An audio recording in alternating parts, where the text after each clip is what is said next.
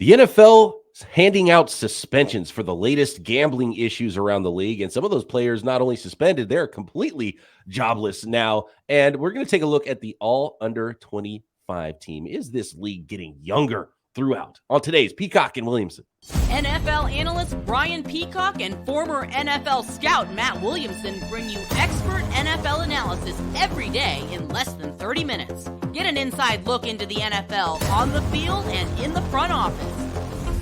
With elite breakdowns, next-level analysis, and in-depth information only for the real NFL fans. This is Peacock and Williamson, and it starts now.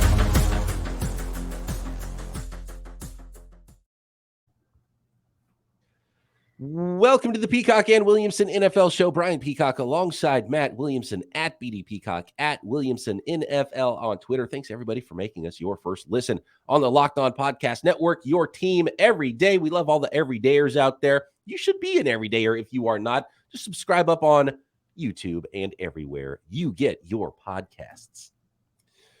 All right. Some knuckleheads out there in the NFL, Matt. And look, we've already seen these suspensions. I don't know how anybody, and maybe it's on the team since it's happened, in multiple locker rooms with multiple guys. Yeah. But after the Calvin Ridley thing, how does anybody in the NFL think that it would be a good idea to bet on sports, whether they're in or outside the building? So here's the deal, and I did a deep dive on this in my Steelers show. I'm not sure why it had no Steeler ramifications, but we just got on a tangent talking about it. So this is what's illegal if you're an NFL player. And my co-host kind of incorporated it to, hey, if you're a bartender, you're not allowed to drink behind the bar. There's just rules in different walks of life that you're not allowed to do. And you sign on when you sign a contract that this is the deal. I'm sure that everyone has some stipulation with what different walks of life that they can't do that others can, at least on the job. And by the way, as a former bartender, right, I was asking you. You definitely go next door and you get well served with your buddies at your. I bet. And you take care of those from next door. Right. When you see a fellow bartender come and belly up at your bar, you get well taken care of. But in most places, and sometimes, you have a little shop behind the bar, end of the night. Oh, I know it happens. And some bars, the bartenders are hammered, but generally it's not. Sure. The rules are don't be drinking behind the bar. There's definite rules there. But that doesn't mean you can't go drink somewhere else after work. Right. And sometimes even at your own bar. I mean, depends what the owner wants, but you can't drink behind the bar. And it's kind of a similar deal. Here's the deal. If you're an NFL player, you are not allowed to bet on the NFL anytime, anywhere. You can be a rookie that went to Ohio State and bet on Ohio State, Michigan. That's perfectly fine. As long as you don't do it at the team facility or on the team plane or on the road at a hotel, as long as you're not, quote, like at work, you're allowed to bet just like me and you, just not on the NFL and not in their building or in their premises. It's pretty simple. And I know most of our listeners haven't spent tons of time in NFL facilities, but there are placards this big. I'm stretching my hands out super far with really basic rules on this that you can't miss as you walk into the locker room. You see it every day. I promise you the Rookie Symposium spent a long time on this. I can just about promise each of the 32 teams when rookie minicamp broke had a segment on this. Hey, there's Calvin Ridley. There's 2 rules. Don't bet on the NFL. Don't bet on anything here. And you're also not allowed to tell your buddies to bet on the Vikings or Bears either. But I guess that's a little harder to figure out. But that's also illegal. Yes. So it's really not that hard. But I could see where a young man has a betting app on his phone, as I do, waiting to get in the shower or whatever, bored, surfing the thing, going, I'm going to bet on Kansas Duke basketball tonight. But you're sitting in the locker room, therefore you can't. I would have to imagine that teams would take it further. Like if I was an NFL owner, I would say, you know what, coach, GM, we know what the league rules are. We have different team rules. Don't bet on sports. Period. Yeah. There's no vagueness. There's no See, I think the Players Association would come after you. Like, hey, I'm allowed to bet on Pirates Orioles. You know what I mean? I mean, you can have your own set of rules that are a little bit different. Every team does things their own way. Whether it's they play music during they have music in the locker room, right? Sure. You have unwritten rules galore, right? So don't do it. That's our rule. It's even easier than what the league is putting out there. Do not bet on sports. You're a professional athlete. Don't bet on sports. You're a millionaire. When your career's over, have fun. I know, but like, Michael Jordan on the plane with his buddies throwing thousands of dollars around playing cards, or on an off day playing golf, against Pippen for 50 grand, whatever it is. Can I gamble on myself playing golf? I was like, you're not betting on other athletes in other sports at a sports book or whatever. But I think fantasy is a big one too, right? Because everyone plays fantasy. Like, that's what I was going to ask. Yeah. NFL players can't play fantasy football. They're not allowed. That's true. Baseball players play a ton of fantasy football, right? Right, and you can play fantasy baseball if you're an NFL player. Again, I think that's just lumped into don't bet on the NFL. Yeah. I find it interesting you can bet on college. I mean, all your buddies are at Ohio State. You're a rookie from Ohio State, and they're playing Michigan. You can call all your buds. You can do that. That's legal as long as you don't post the bet from, the facility. So a couple notes here is I hope this isn't the tip of the iceberg. Like, I really hope as the weeks go on, this list doesn't get to 30. Every team's got 2 guys. Yeah. One of them is a starting quarterback, or you know what I mean? Like, it's been pretty nondescript all in all. And it's a dicey situation for the league. And, this offseason, there was, the big controversy and a lot of people were making fun of the fact that the games were rigged, and, teams would get their packet with all the information on how their season was going to have to go. And everything was, predetermined in the NFL, and, getting in bed with a lot of different gambling, services, and, having teams in Las Vegas. It's the league has to be careful more so now than they used to be, probably, as it pertains to gambling, just because public perception, and they want everyone to believe that everything's on board. And I know there's some people saying, well, isn't that a hypocrisy? you have you're making all this money from gambling, but you don't let these young men do it. Bet on everything but your sport. Again, it's the bartender thing. You can't do that. And this goes back to like Alex Karras and Paul Hornung getting suspended for gambling in the 50s or 60s or whatever. You can't gamble on this sport. And a couple things that you kind of mentioned there too. Like, there's a lot of talk of, the NFL's fixed, blah, blah, blah. I don't believe that at all. I mean, I think it'd be so much easier to fix most sports, but with 22 human beings on the field, including refs and all that, maybe you could slip a long snapper, it would have to be. You have to compromise one person. We saw it with the point shaving in basketball. It's one ref, and and that guy's trying his damnedest just to change it by a point or two. It's not like, we're deciding who the champion of this league is going to be from the start. How many people would have to be in on it? It's literally impossible. So it's really tough. I mean, like, if you told a long snapper, I'll give you 500 grand. I'll double your salary if you throw one over the holder's head, in a crucial situation, or this kicker that's a journeyman just shanked 2 of them today. That maybe could happen, or one ref, maybe, but you're not going to get 22 dudes on board. You know what I mean? And even then, you're not going to guarantee that your team's not going to just go down the score without needing a field goal anyway. So right. Like, if a basketball ref tries to totally destroy a team, the team with LeBron still might win.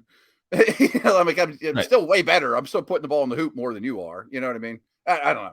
But you mentioned one thing to start the show, and I'm not blaming the Lions or Colts or whatever, but I did find it interesting. There were packets of teams where there are clusters.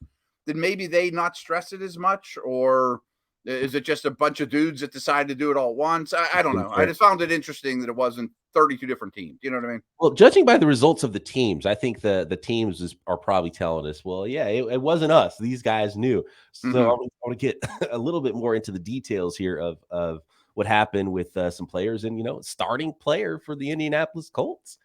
And then we'll take a look at the all under 25 team in the NFL in 2023. Blown away by how many stars are still under the age of 25 right now in the league.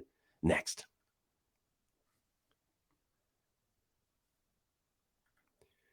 Today's episode of Peacock and Williamson is brought to you by FanDuel, America's #1 sports book. Just don't bet on FanDuel if you are an NFL player. It's easy. Everybody else, you're good. Take your first swing at betting Major League Baseball on FanDuel and get 10 times your first bet amount in bonus bets up to $200. That's right.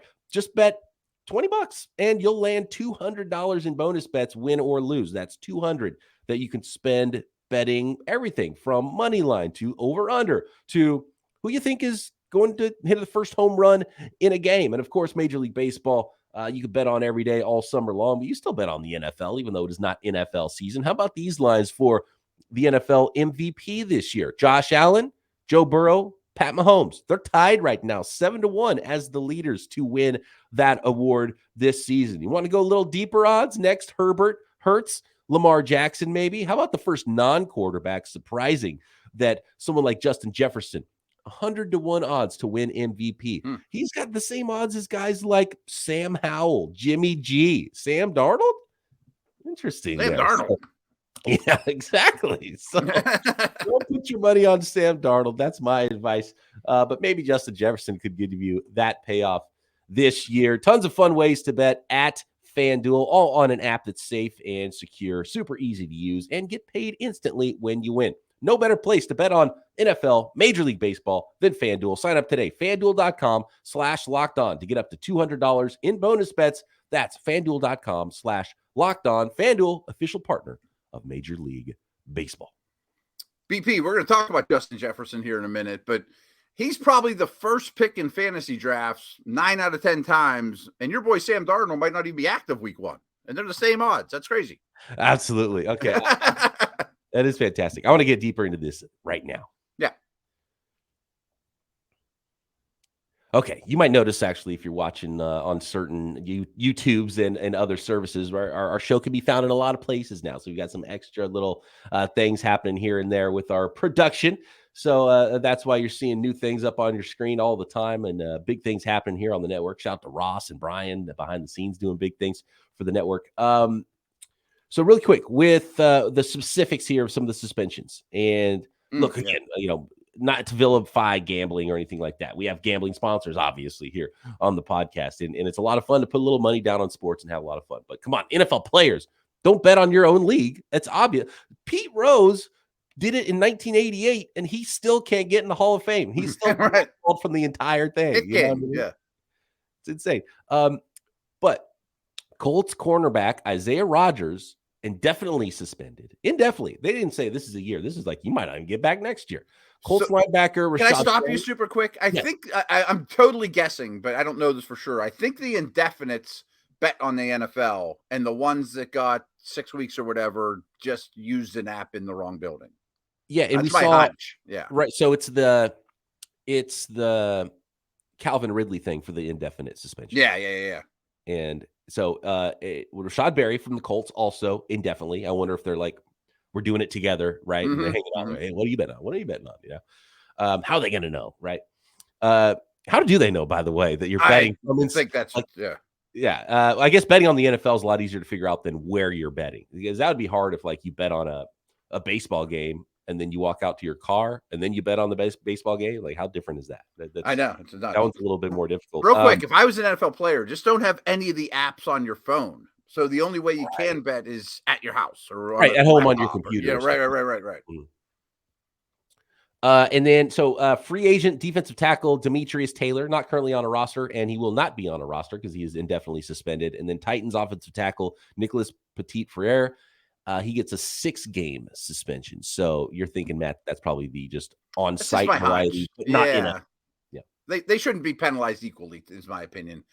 Petit-Frere is not a great player, but I think that's the worst offensive line in the league, and he's their starting right tackle.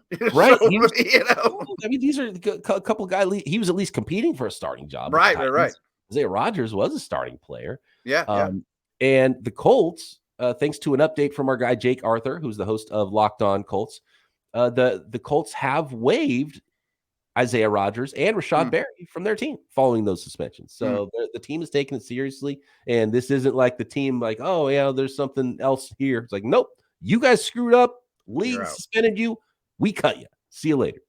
Interesting. All right, you gonna talk under 25 here? No, not yet. Okay, One bring more it on, note, bro. and this is the most Yeah. fantastic note of all of it.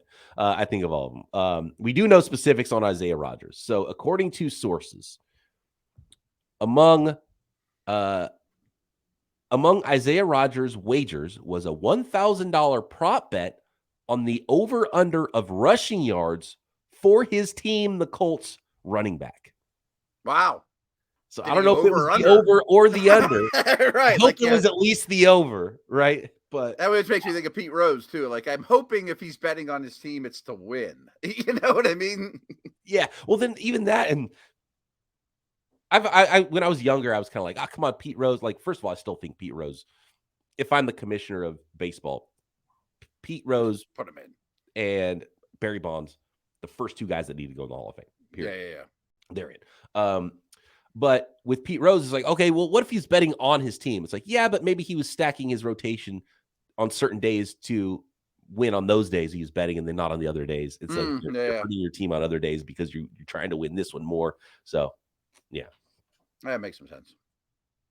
And Pete Rose obviously had some, maybe some gambling problems, Perhaps. He would dial the 1-800 number because that you can't let that ruin your career. And that's what's happening right now. And it's really dumb. $1,000 for a guy who makes, how much does Isaiah Rodgers make? $1.5 million at the least. And I can't remember if he's been if he's on a rookie contract still, or if he's gotten re-signed and he's making multiple millions of dollars. You can bet $1,000. It's throwaway. Like, why would you even risk it on that?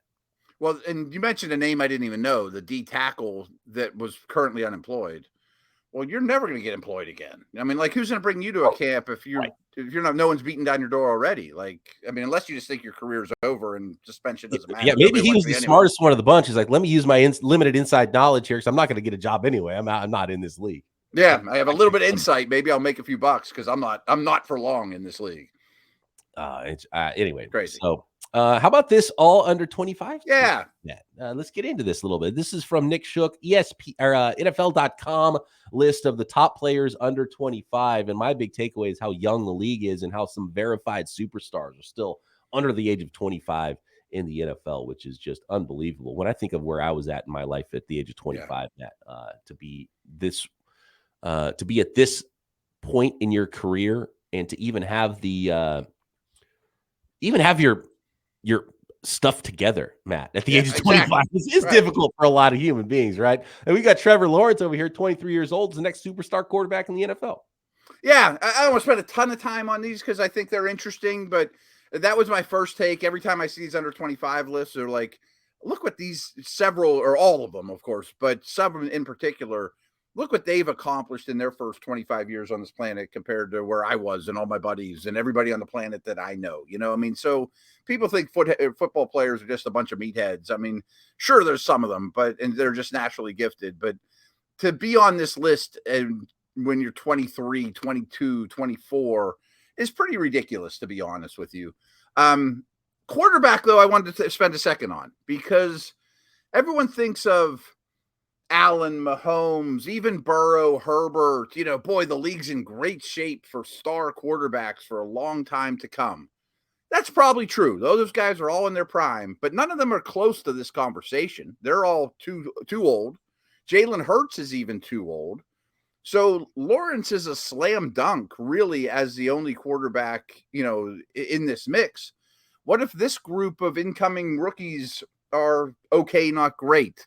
Only one, first round pick last year, Kenny Pickett, who turned 25 on my birthday on June 6th. So he doesn't even qualify. So we could potentially, I'm really looking ahead 2 years from now. Are we going to say, boy, this under 25 list of quarterback isn't so good?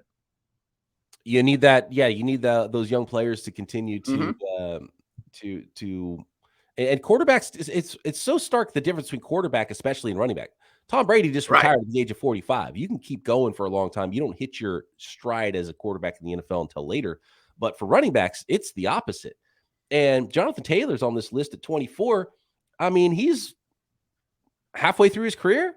Right. It's time to worry about 5th-year options and extensions and 27. In this like, guy. whoa, hold on there, old guy. Do you bring your cane to work today? So, right.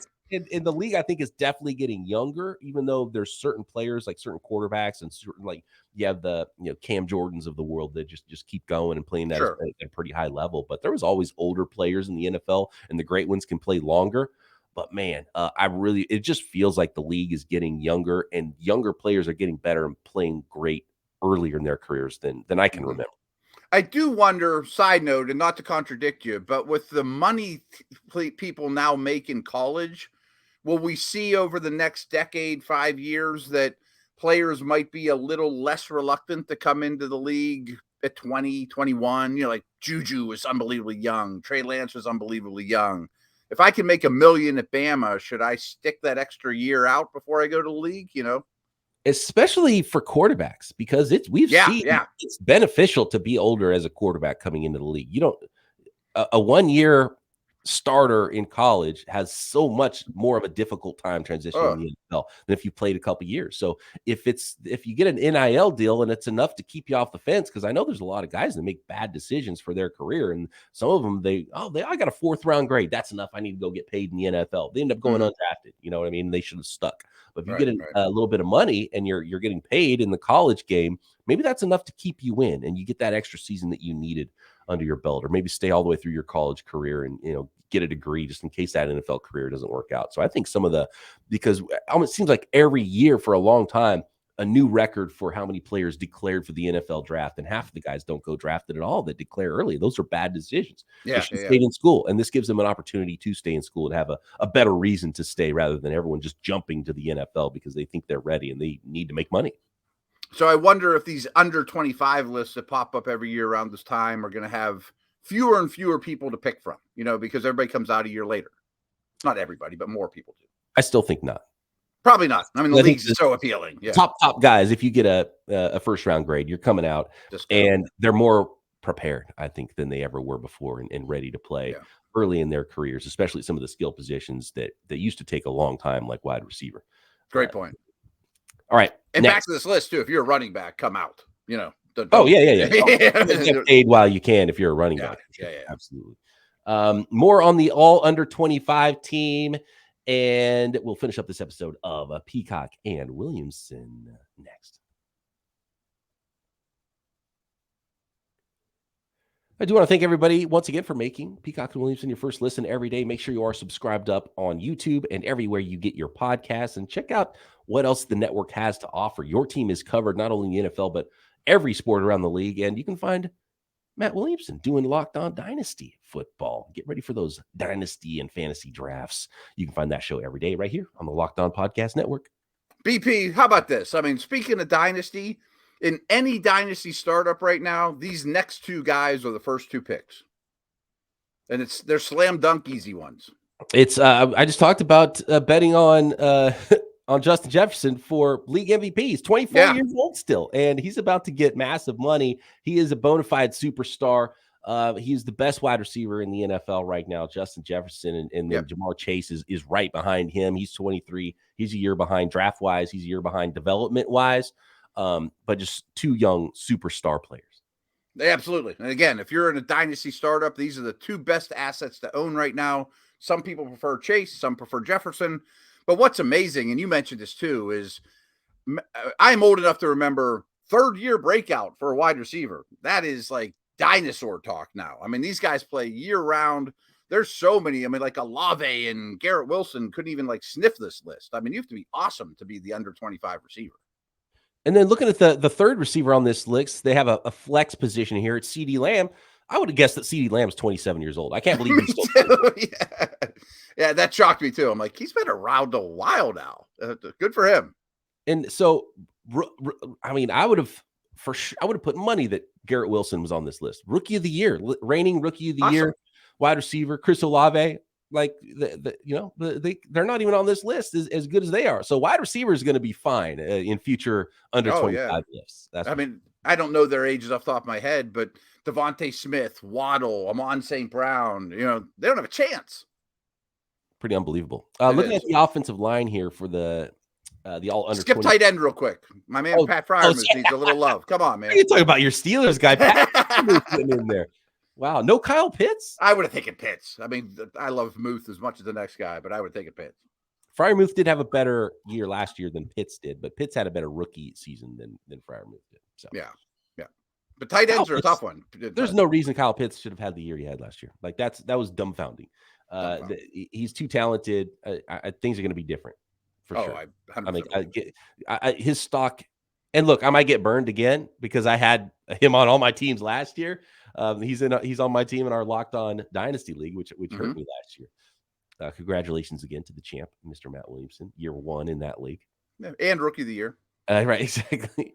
But Kyle Pitts, I mean, come on, he's the easy one this year because he's too talented and he's not going to go as high as his talent should. He's not going to go as high as he did when he went in last year's drafts. So I heard an insane stat the other day, which I don't exactly know the number, but in every ESPN redraft fantasy league, which are, I don't know, tens of thousands, 100,000s of them, the owner that drafted Kyle Pitts, which cost you like a 3rd round pick, made the playoffs like 10% of the time. Like that was like the worst pick because he was so expensive, and I bought into him everywhere, and so I didn't make the playoffs very often. Yeah, and I think I went Pitts, Javonte Williams at the turn. Oh, right. Which just killed my fantasy league. Brutal. Can't overcome it because you keep playing Pitts week after week. Good. Yeah, because then you don't want to sit the guy. You can't sit him, and he kills you. Right. Yeah. Too bad you can't have offensive linemen. We got to figure out a way to get offensive linemen in on fantasy leagues and get some points there. Tristan Wirfs, Andrew Thomas are the tackles. You got Trey Smith from the Kansas City Chiefs and Elijah Vera Tucker at guard and Creed Humphrey at center. The league's looking pretty good with these young star offensive linemen, all those stud players. Yeah, I think Humphrey's ready to take the mantle off Kelsey as the next generational center on a great team, of course. And the tackles are loaded. I mean, there are some good young tackles in this league. What about the defensive line here? Guys like Bosa aged out of these lists. So we've got second-year Detroit Lion edge rusher, Aiden Hutchinson, and Jalen Phillips are the edge guys. And you like Jalen Phillips a lot. You fought for him to be on our all AFC East team as an edge rusher. Probably doesn't get credit around the league. His career started a little bit slow, and that happens a lot, man. You have a slow rookie year. It takes an extra year for people to realize how good you are. And Jalen Phillips is a really good player, but not as spectacular as some of the offensive players we've seen here with the. No, I mean, the defensive line, and we'll get to D tackles in a minute, to me is not all that awe-inspiring. They do cheat, and they put Micah Parsons as an off-the-ball linebacker. If he was one of these edge guys, it would obviously look a lot better, but then you'd be weaker at linebacker. Nothing against Hutchinson, and I love Phillips. They're just fine. I just don't look at any of them and be like, oh, that's the next Von Miller or Myles Garrett. You know what I mean? I feel like for a few drafts in a row, interior defensive line, is the college game not giving us great interior defensive linemen? There's been some, but I feel like every year it was like, it's kind of one first round D tackle. And then you see another one maybe go at the end of the round, or a couple guys end up going. It's been that way for multiple drafts. Jordan Davis of the Eagles, he didn't have an amazing rookie. He hardly played last year. Right. Yeah, and then Christian Barmore of the Pats, 23 years old. Those are the all under 25 tackles. That's one of the weakest position groups, and both those guys are fine. But Davis is a total unknown. Barmore's a diamond in the rough. Maybe Jalen Carter grabs this, but you can't put a rookie on there. I think this position got hurt really bad because the Dexter Lawrence, Jeffrey Simmons, Christian Wilkins, all those guys are like 25 and a half. Like they were all in competition for it. They all aged out on us over the last year. And the NFL has to deal with what the college gives them. Mm-hmm. And there's was it the Iowa State, Will McDonald, and I'm blanking on the other Iowa State edge rusher that was in this draft. And I watched their film. They had 240-pound defensive ends playing like interior 5 technique, 3-man, like the game. 3-man fronts, right? Tackles. They're not developing big people on defense because they've got to cover these spread offenses. This is probably a much bigger topic, but it was something that I got punched square in the face of when I was in recruiting at Pitt and Akron. D tackle's the hardest position to recruit, harder than quarterback. Just think about it. There just aren't many 6'4", 285-pound, 16, 17-year-olds that can run a 4.9 and develop into more. They all go to Bama. They all go to Georgia. Yeah. So and if they exist, they're not going to Akron. You're not going to Pitt. I mean, they're definitely not going to Akron. Like if there was a good one in our area, he definitely went to Ohio State. And then those teams turn him into like, we have too many of them. So we'll make him a left tackle. And then he's the first pick in the draft, like Orlando Pace, So Right. There's like, I'm out of the recruiting loop, but there's like 5 or 6 big time D tackles every year coming out of high school, and they go to 5 or 6 different schools. So if you, in the meantime, you got to create a nonsense defense with a 3-man front with 240-pound defensive ends lining up on the inside shoulder of tackles. Right. And you it was can't get them. Very impressive. What I can see why the Jets liked him and drafted him so early because tough guy doing that. It's like, okay, right. Get this guy on the edge and then watch out. You have the toughness to stick in there. They're not going to ask him to do that. He's going to be an edge rusher, of course. Right. Definitely cheating having Micah Parsons in the off-ball linebacker category, but again, it kind of goes to show what's happening off-ball linebacker as well with what the college game is giving the pro game. Nick Bolton, the other linebacker, and then looking at the defensive. My one nugget there is, and I can't stress this enough, linebacker forever to develop nowadays. I would really be wary of using a first-round pick on a linebacker because it's going to take them 3 years to figure out the NFL game. And it's just so difficult because of what they're put through, and you have to be able to defend the run. But you have to be able to cover as well in the NFL. And so. I'm sorry. Nobody cares about Cole Holcomb because he's, the Steelers just signed him, but he's going to be the Steelers starting linebacker. He sat down with us in the first day OTAs, and I'm like, what's changed? He's like, my first 2 years in the league, I bid on play action every time.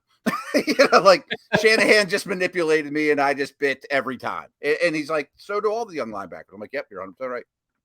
Yeah, and it's probably the number one thing the offensive coordinator do on the other side. It's like, well, the guys on the outside can cover.